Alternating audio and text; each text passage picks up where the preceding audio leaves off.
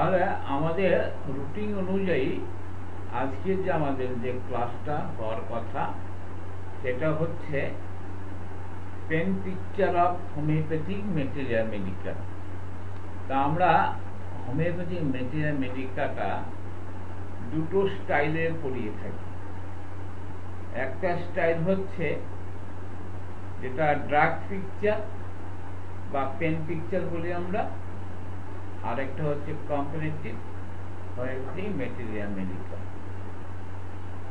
তা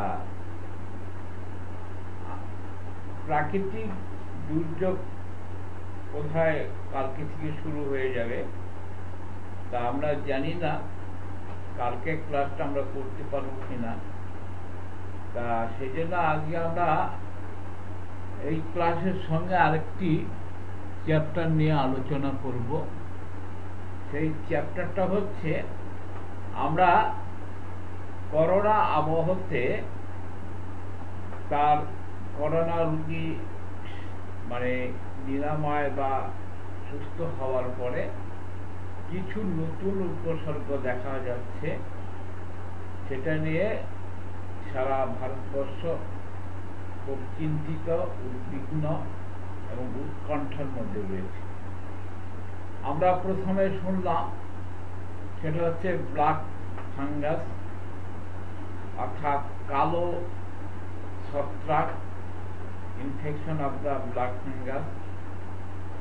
ব্ল্যাক ফাঙ্গাসের থেকে আরো ভয়ঙ্কর আকার নিয়ে দেখা দিল হোয়াইট ফাঙ্গাস, আবার তার চেয়েও ভয়ঙ্কর অবস্থায় প্রকাশ পাচ্ছে ইয়েলো ফাঙ্গাস। আমরা প্রথম পর্যায়ে হোমিওপ্যাথিক ম্যাটেরিয়া মেডিকার পেন পিকচার নিয়ে আলোচনা করে একটু ইন্টারভাল দিয়ে আমরা পরবর্তী পর্যায়ে আজকে ইয়েলো ফাঙ্গাস নিয়ে একটু আলোচনা করব। আর যদি কালকে ওয়েদার ভালো থাকে, ক্লাস করার মতো পরিবেশ থাকে, তাহলে কালকে আমরা এই তিনটে ফাঙ্গাস ইনফেকশন অর্থাৎ black fungus, white fungus, yellow fungus তার কম্পারেটিভ আলোচনা করব। আমরা গতকালকে যে আলোচনাটা করেছিলাম যে এই সমস্ত ফাঙ্গাস ইনফেকশনে হোমিওপ্যাথিক কি কি মেডিসিন আসতে পারে এবং তার ইন্ডিকেশনটা কি কি সিমটমস, সেটা নিয়ে আমরা আলোচনা করেছিলাম। তা আজকে আমরা প্রথম পর্যায়ে একটি ড্রাগ নিয়ে আলোচনা করব। সেটা হচ্ছে সোর্সটা হচ্ছে, আমরা জানি যে আমাদের হোমিওপ্যাথিক ওষুধ তৈরি হয় 6টা সোর্স আছে, বিভিন্ন কিংডম থেকে ওষুধ আসে। তা আমাদের আজকের যে আলোচ্য যে রেমেডিটা, সেই রেমেডিটা হচ্ছে সোর্স হচ্ছে মিনারেল কিংডম। মিনারেল কিংডমের একটি ওষুধ নিয়ে আজকে আমরা আলোচনা করব, তার নাম হচ্ছে ফেরাম মেটালিকাম। ফেরাম মেটালিকাম, ফেরাম কথা মানে হচ্ছে লোহা বা আয়রন, আর যেহেতু এটা একটা মেটাল সেই জন্য এই ওষুধটার নাম হচ্ছে ফেরাম মেটালিকাম। তাহলে ফেরাম মেটালিকাম ওর সোর্স অফ ড্রাগ কি? Mineral kingdom. তাহলে মিনারেল কিংডমের ওষুধ ফেরাম মেটালিকাম। তা আমরা ওষুধ প্রস্তুত ক্ষেত্রে ফার্মেসিতে পড়েছি যে সলিড যে মেডিসিনগুলো, বিশেষ করে মিনারেল কিংডমের ওষুধগুলো, সেগুলো সাধারণত সলিড হয়। এই সলিড ওষুধগুলো কখনোই কিন্তু ডাইলিউশন আকারে, মানে প্রাথমিক পর্যায়ে ডাইলিউশন আকারে তৈরি করা যায় না। এবার ডাইলিউশন করা যায় না, তাহলে কিভাবে ওষুধটা তৈরি করতে হবে? ওষুধটা তৈরি করতে হবে টাইট্রেশন পদ্ধতিতে। টাইট্রেশন পদ্ধতি করার পরে একটা পর্যায়ে গিয়ে সেটা সলুবল হয়, ওয়াটার সলুবল হয়, অ্যালকোহল সলুবল হয়, তখন আমরা সেই ওষুধটাকে ডাইলিউশন পদ্ধতিতে কনভার্ট করতে পারি। কিন্তু প্রথম পর্যায়ে এটা কখনোই ডাইলিউশন পদ্ধতিতে তৈরি করা যাবে না। প্রথম পর্যায়ে এটাকে তৈরি করতে হবে টাইট্রেশন পদ্ধতিতে। তাহলে আমরা ফেরাম মেটালিকাম যে ওষুধটি নিয়ে আজকে আমরা আলোচনা করব, সেই ওষুধটা কিন্তু প্রাথমিক পর্যায়ে তাকে টাইট্রেশন আকারে তৈরি করতে হবে। এবার একটা পর্যায়ে গিয়ে সেটা যখন ওয়াটার সলেবল বা অ্যালকোহল সলেবল হবে, তখন আমরা তাকে ডাইলিউশন পদ্ধতিতে কনভার্ট করতে পারব। তাহলে ফেরাম মেটালিকামের লক্ষণটা কি আছে? আমরা অনেক সময় অ্যালোপ্যাথিক দৃষ্টিতে আমরা কি দেখি, যা রক্ত শূন্যতা থাকে, রক্ত শূন্যতা থাকলে তাকে আমরা আয়রন ট্যাবলেট দিই, অর্থাৎ যে ওষুধের মধ্যে আয়রন রয়েছে সেই সমস্ত জাতীয় ওষুধগুলো দিই। তবে স্বাভাবিকভাবে ফার্স্ট গ্রেড অবস্থায় যেটা দেখা যায় যে ফেরাম মেটালিকামের মধ্যে যেটা রয়েছে সেখানে আয়রনের ঘাটতি দেখা যায়, অর্থাৎ রক্ত শূন্যতা দেখা যায়। এবার যেহেতু আমাদের হোমিওপ্যাথিক ওষুধগুলো আমাদের ড্রাগ প্রুভিংটা করা হয় ডাইনামিক স্টেজে, আমরা রুট স্টেজ থেকে শুরু করে ডাইনামিক স্টেজে গিয়ে আমরা ওষুধগুলো ড্রাগ প্রুভিংগুলো করি, তাই সেখানে তার কিছু কিছু সিমটমসের পরিবর্তন ঘটে।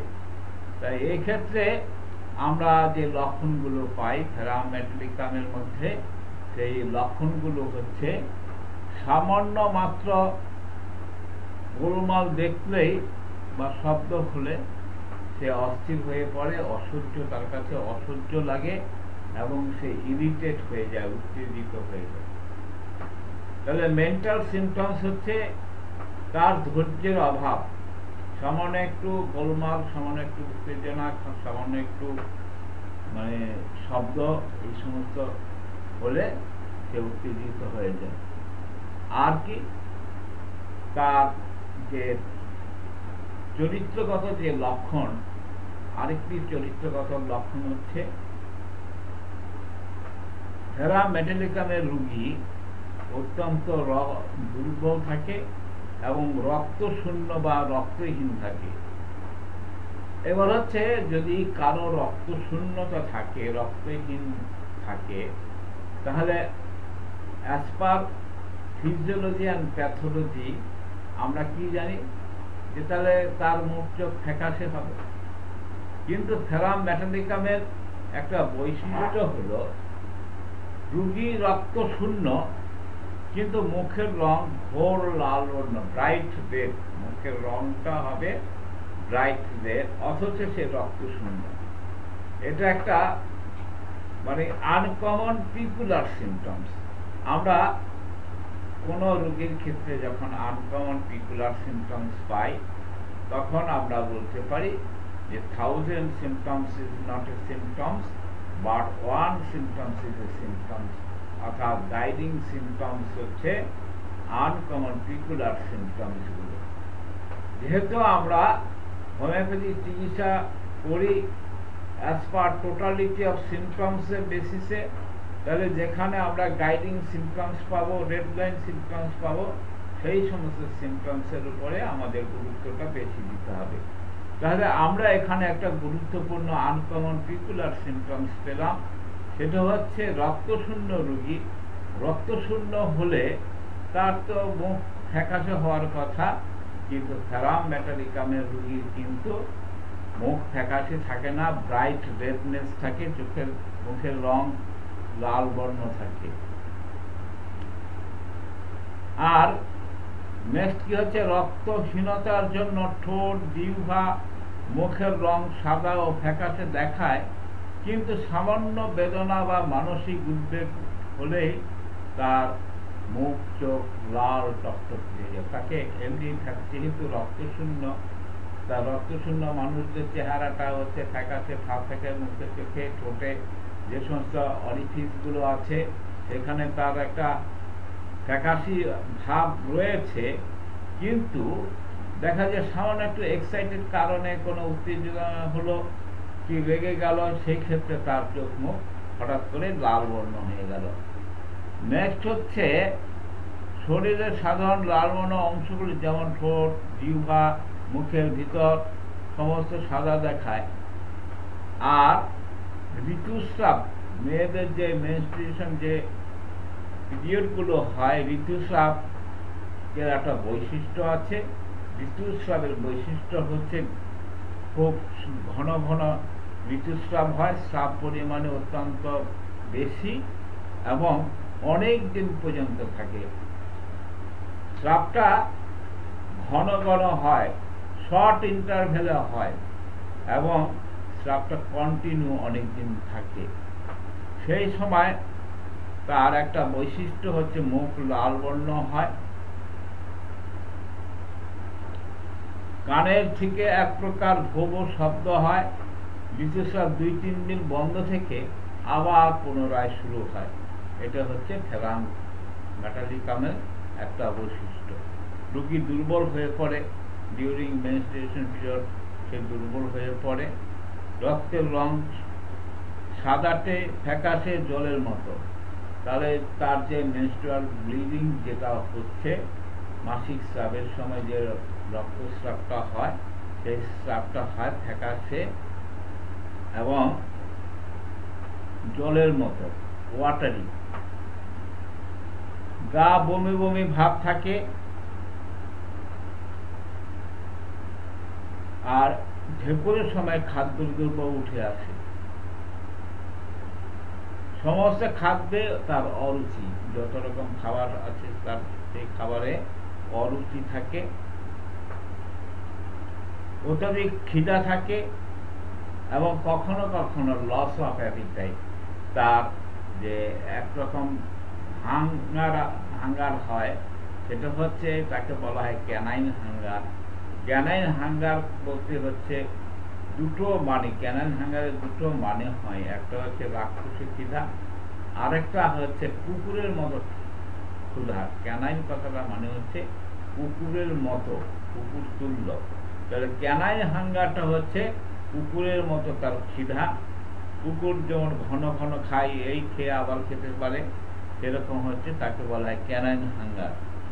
রাত্রি মিডনাইটে সে কি হয়, আহারকালে বমি হয়, আহার করতে করতে উঠে পড়ে এবং বমি করার পরে আবার সে খেতে চায়। অন্ত্রের নিষ্ক্রিয়তার জন্য তার কোষ্ঠবদ্ধতা, আমরা জানি বিভিন্ন কারণে আমাদের কনস্টিটিউশন হয়।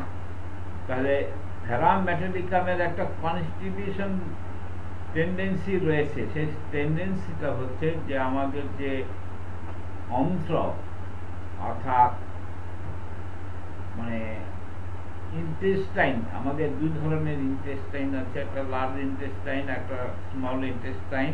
তো এই ইন্টেস্টাইনগুলোর তার একটা প্যারালিস্টিক কন্ডিশন হওয়ার জন্য তার পায়খানা কোনো বেগ আসে না।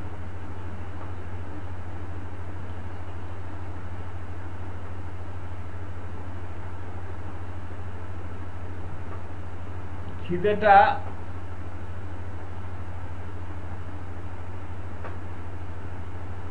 তার খিদেটা কি হয়, লস হয়ে যায়। তা কেন লস হয়? অনেক সময় আমরা কুইনাইনের অপব্যবহার, অ্যাবিউজ অফ কুইনাইন, তার ফলে অনেক সময় তার খিদে নষ্ট হয়ে যায়। আর প্রতি 2-3 সপ্তাহ অন্তর অন্তর 2-3-4 দিন স্থায়ী শীত পীড়া হয়, মাথার হেডেকটা হয়। তা এ হচ্ছে আমরা মোটামুটি ফেরাম মেটালিকামের যে চরিত্রগত লক্ষণ নিয়ে আমরা আলোচনা করলাম। এবার আমরা পেন পিকচার নিয়ে আলোচনা করব। পেন পিকচার হচ্ছে, আমরা আগে বলেছিলাম ফেরাম মেটালিকাম তার সোর্স অফ ড্রাগ হচ্ছে animal mineral kingdom. Mineral kingdom সাধারণত আমরা বেশিরভাগ যেটা জানি সেটা ওয়াটার সলিউবল হয় না বা অ্যালকোহলিক সলিউবল হয় না, সেগুলো সাধারণত সলিড মেডিসিন থাকে। সলিড মেডিসিনগুলো যেহেতু ওয়াটার বা অ্যালকোহলের সলিউবল হয় না বলে আমরা সেটাকে প্রাথমিক পর্যায়ে টাইট্রেশন করব।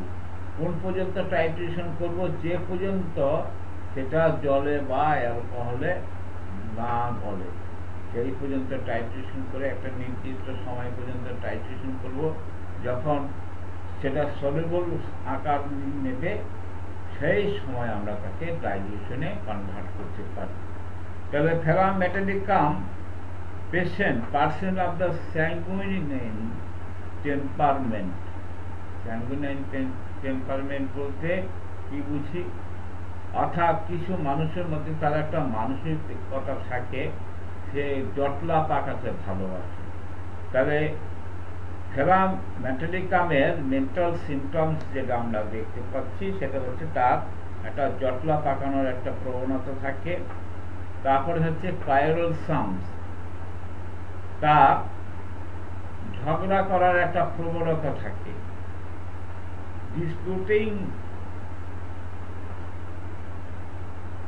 অর্থাৎ তার যে মেন্টালিটি সেই মেন্টালিটিটা হচ্ছে ডিসপিউটেটিভ মেন্টালিটি, অর্থাৎ তার যে মানসিকতা আচার আচরণের মধ্যে বিতর্কিত অবস্থাটা থাকে। ইজিলি এক্সাইটেড, সে সহজে উত্তেজিত হয়ে যায়। লিস্ট কন্ট্রাডিকশন অ্যাঙ্গার, সামান্য কোনো ব্যতিক্রমী কথা বললে সে রেগে যায়। অর্থাৎ অনেক সময় আমরা কন্ট্রাডিক্টরি কথাবার্তা বলি, সেই কন্ট্রাডিক্টরি কথাবার্তা বললে সে রেগে যায়। তো এই লক্ষণগুলো আমাদের আরো কিছু মেডিসিনের মধ্যে আছে। তার মধ্যে একটা হচ্ছে অ্যানাকার্ডিয়াম, একটা পপুলাস ইন্ডিকা, ইগনেসিয়া, এই সমস্ত ওষুধের মধ্যে এই লক্ষণগুলো আছে। তা আমরা যে মেন্টাল সিমটমস গুলো দেখলাম ফেরাম মেটালিকামে, সেখানে এই মেন্টাল সিমটম গুলো রিলিফ হয় কিসে? রিলিফ হয় মেন্টাল এক্সারশন। মেন্টাল এক্সারশনে তার রিলিফ হয়। আর irritability, slight noise like crackling of paper drive him to disappear, সে অল্পতে বিরক্ত হয়ে যায়। এমনকি সামান্য একটা কাগজে খসখস শব্দ যখন হয় তাতেও সে বিরক্ত হয়ে যায়। আর ওমেন হো আর উইক, যে সমস্ত মহিলারা খুব দুর্বল থাকে, delicate ক্লোরোটিক yet have a very red face, যে সমস্ত মহিলারা দুর্বল থাকে তাদের কি হচ্ছে ভেরি রেড ফেস, দুর্বল ফ্যাকাশে রক্তশূন্য, অথচ তার তীব্র হচ্ছে মুখ চোখ লাল, অর্থাৎ রেড ফেস। এবার হচ্ছে রেড লাইন সিমটমস এর মধ্যে আমরা যেটা পাচ্ছি extreme paleness of the face. ফেসটা হচ্ছে প্রচন্ড রকম ফ্যাকাশে। এখানে একটা লক্ষ্য করার বিষয় আছে, যেহেতু তার রক্ত শূন্যতা রয়েছে, অর্থাৎ ফেস তার পেলনেস হবে, ফ্যাকাশে হবে, কিন্তু ফ্যাকাশের মধ্যে সামান্য কিছু কারণে কোনো উত্তেজনা বা অন্য কোনো কারণে এক্সাইটেড হয়ে গেলে সেখানেও কিন্তু তার মুহূর্তের মধ্যে লাল বর্ণ ধারণ করে। আমরা বেলেডোনার মধ্যে দেখেছি মুখ লাল বর্ণ থাকে। তাহলে এখানে ফেরাম মেটালিকামের মধ্যে যে বৈশিষ্ট্য সেটা হচ্ছে extreme paleness of the face, lips and mucous membranes which becomes red and flashes on the least pain। আমরা লক্ষণীয় বিষয় হচ্ছে যেহেতু তার আয়রনের অভাব, যেহেতু তার রক্ত শূন্যতা রয়েছে, স্বাভাবিকভাবে তার মধ্যে একটা পেলনেস ভাব থাকবে, কিন্তু যদি কোনো কারণে সে এক্সাইটেড হয়ে যায় সেই ক্ষেত্রে দেখা যায় তার মুখ চোখ সব লাল হয়ে যাচ্ছে। ইমোশন আর এক্সারশন, কোনো ইমোশনের ব্যাপার যদি থাকে বা কোনো এক্সারশন থাকে সেই ক্ষেত্রেও কিন্তু তার চোখ মুখ লাল হয়ে যায়। ব্লুশিং, এরিথ্রোস্ক্লেরোসিস, অর্থাৎ প্রাকৃতিকভাবে তার যদি রক্তশূন্যতা থাকে, ও বিশেষ করে সে ওটস হয় কোন সিজনে? ওটস হয় উইন্টার সিজনে। রেড পার্ট বিকামস হোয়াইট, তার যে দেহের যে রেড পার্টটা এটা হোয়াইট হয়ে যায়, যেমন face, lips, tongue and mucous membrane of the mouth. আমরা জানি যে আমাদের কিছু অরিফিস আছে, সেই অরিফিসগুলো সাধারণত দেখতে একটু লালচে রকমের হয়। তা আমি পার্টিকুলার একটা দুটো অরিফিসের কথা বলছি না, যে সমস্ত অরিফিস, দেহের যে সমস্ত অরিফিসগুলো আছে যেগুলো অর্থাৎ ঠোঁট জাতীয়, সেখানে লাল বর্ণের হয়, এটা স্বাভাবিক নিয়ম। তাহলে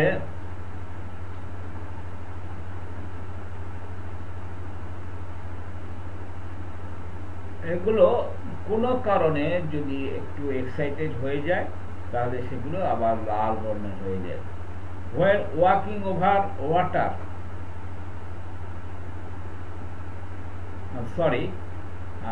তার একটা ফেরামেটালিকামের একটা অদ্ভুত ধরনের একটা ভার্টিগো আছে। আমরা ভার্টিগোর বিভিন্ন ক্যারেক্টার দেখে আমরা কিন্তু ওষুধ নির্বাচন করে থাকি।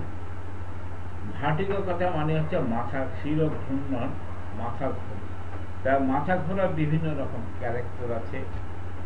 কোনো পেশেন্ট শুয়ে থাকলে মাথা ঘোরে, কোনো পেশেন্ট বসে থাকলে মাথা ঘোরে, কোনো পেশেন্ট শুয়ে থাকলে মাথা ঘোরা কমে যায়, কোনো পেশেন্ট বসে থাকলে মাথা ঘোরা কমে যায়। তাহলে বিভিন্ন রকম মাথা ঘোরা আছে, ভার্টিগো আছে।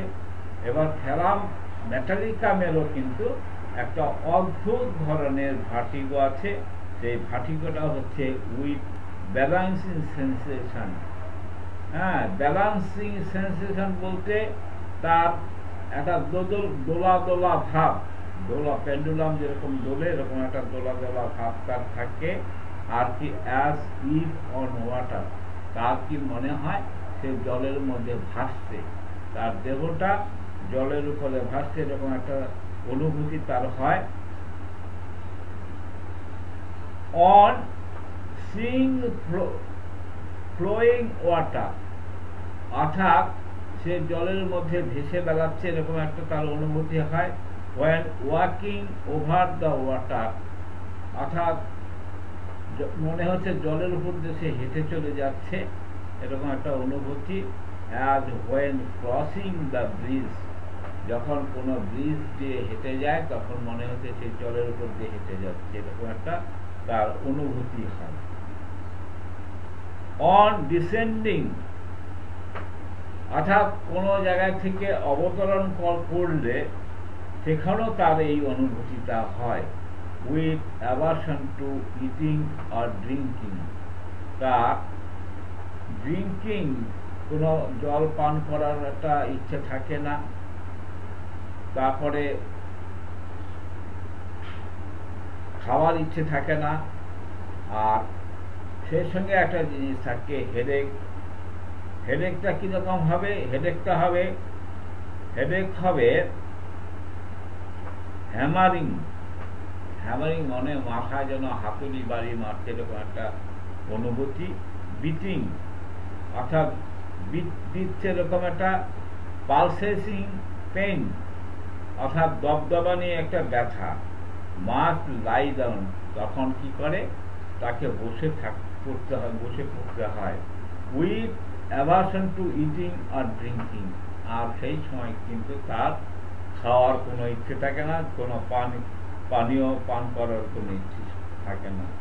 for 2, 3 or 4 days every 2 or 3 weeks, কি হয়, এরও একটা ক্যারেক্টার আছে। ক্যারেক্টারটা হচ্ছে এইটা পরপর 2 দিন 3 দিন 4 দিন এরকম থাকে, আবার এটা প্রত্যেক 2 বা 3 সপ্তাহ অন্তর অন্তর হয়। একটা তার গাইডিং সিমটমস রয়ে গেছে। প্যারামেটালিকামের পেশেন্ট মেন্সটা কেমন হবে? মেন্স হবে too early, too profuse, too long lasting with hairy red face, ringing in the ear. Ringing কথা মানে হচ্ছে কানের মধ্যে যেন বো বো শব্দ হয়। তাহলে কানে বো বো শব্দ হয় অ্যাজ পার প্যাথোলজি। তাহলে আমরা কি জানি যে শরীর দুর্বল থাকলে কানে একটা বো বো শব্দ হয়, খুব উইকনেস থাকলে। তাহলে তার মেনস্ট্রুয়েশনের ফলে তার একটা দুর্বলতা ভাব আসে। কেন দুর্বলতা ভাব আসে? দুর্বলতা ভাব আসে এই জন্য মেন্সটা কেমন হয়, টু আর্লি, খুব আর্লি হয়। আর কি টু প্রফিউজ, প্রচুর পরিমাণে হয়। আর কি টু লং লাস্টিং, এবং সেই মাসিক স্রাবটা দীর্ঘদিন থাকে, long lasting.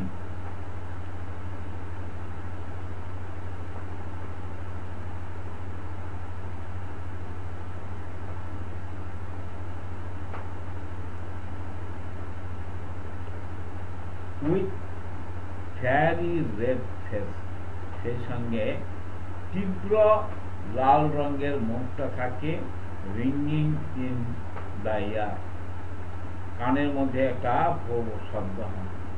ইন্টারমিট 2 or 3 days and then return, পরপর 2-3 দিন হয়, আবার কিছুদিন বাদে আবার ঠিক একই ব্যাপার। ফ্লো পেল, মাসিক যে স্রাবটা হলো সেটা হচ্ছে পেল থাকবে, ওয়াটারি থাকবে। আর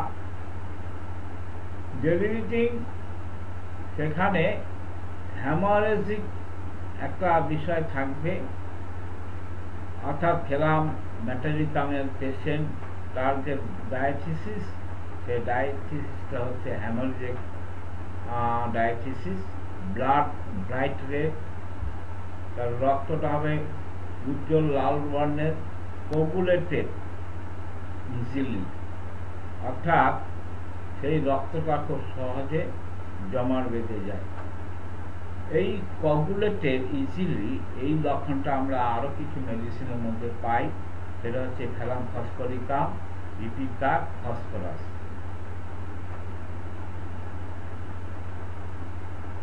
Regurgitation and eructation of food in mouthful.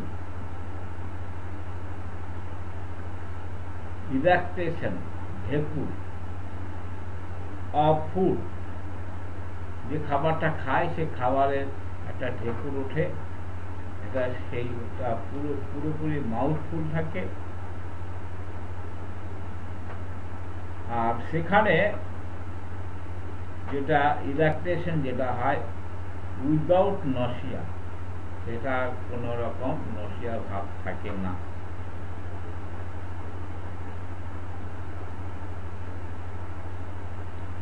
Canine hunger or loss of appetite. Canine hunger, এটা অদ্ভুত ব্যাপার। আমরা একবার বলছি ক্যানাইন হাঙ্গার, আবার বলছি পাশাপাশি বলছি লস অফ অ্যাপিটাইট। খিদে লাগে না, লস অফ অ্যাপিটাইট। আবার ক্যানাইন হাঙ্গার, ক্যানাইন হাঙ্গার বলতে রাক্ষসে ক্ষুধা বা কুকুরের মতো খিদা, তাকে বলা হয় canine hunger. With extreme dislike of all food, কোনো খাবার তার পছন্দ না, কোনো ধরনের খাবার তার পছন্দ না, অথচ রাক্ষসে খিদে আছে। ভমিটিং ইমিডিয়েটলি আফটার মিডনাইট, রাত্রেবেলা যদি সে খায়, খাওয়ার পরপরই তার বমি হয়। Of ingesta as soon as food is eaten, তা কোথা থেকে বমিটা হয়?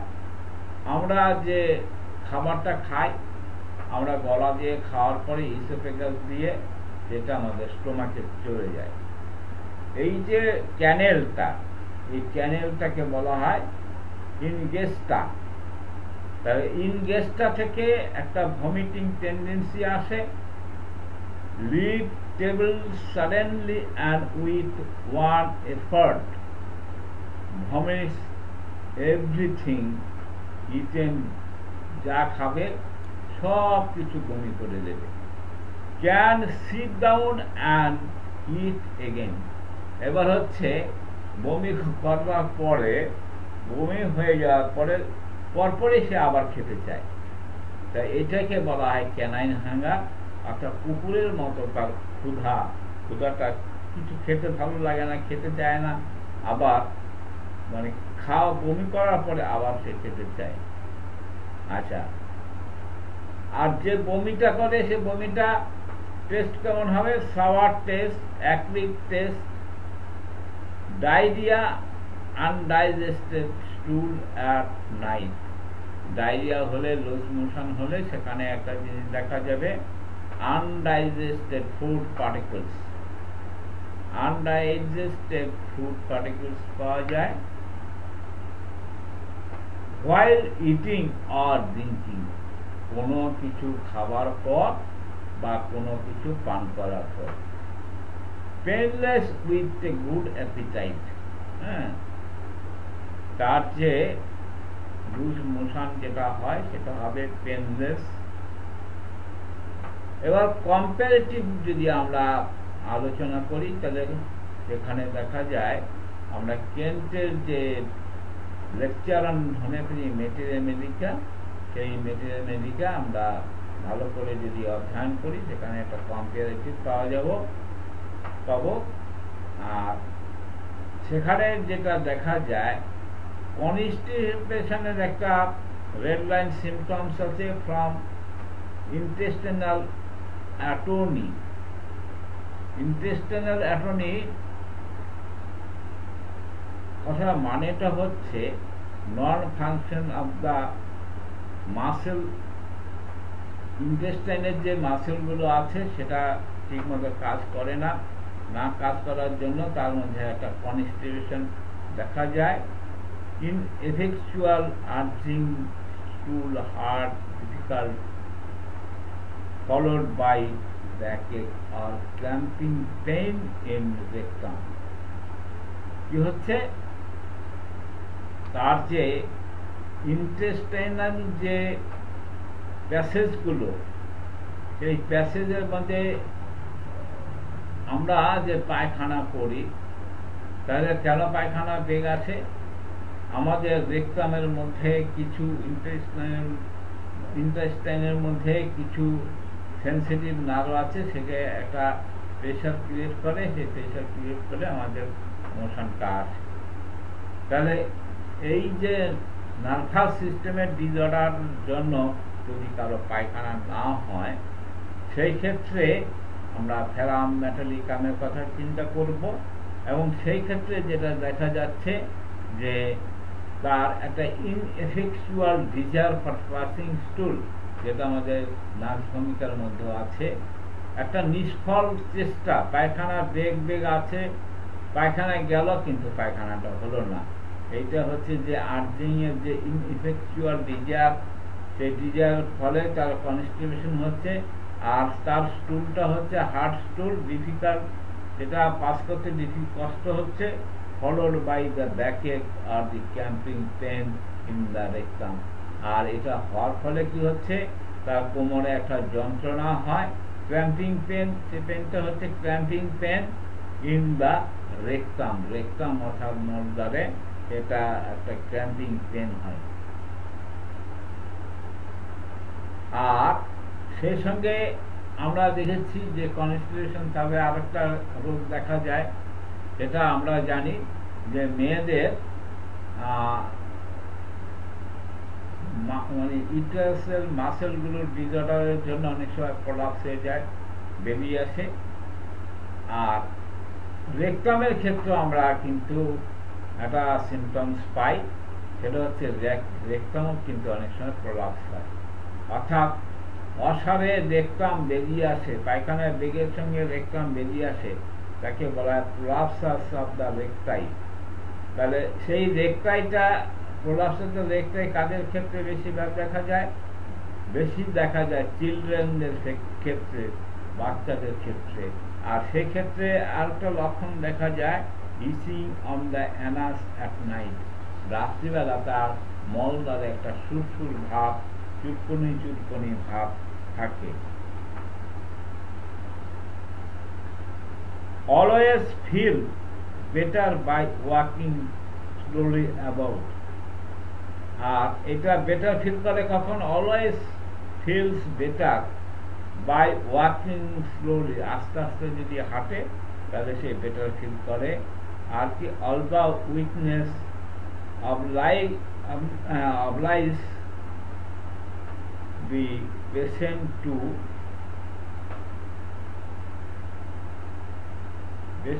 to lie down, অর্থাৎ এই সমস্ত কষ্টগুলো হলে পেশেন্ট শুয়ে পড়তে বাধ্য হয়।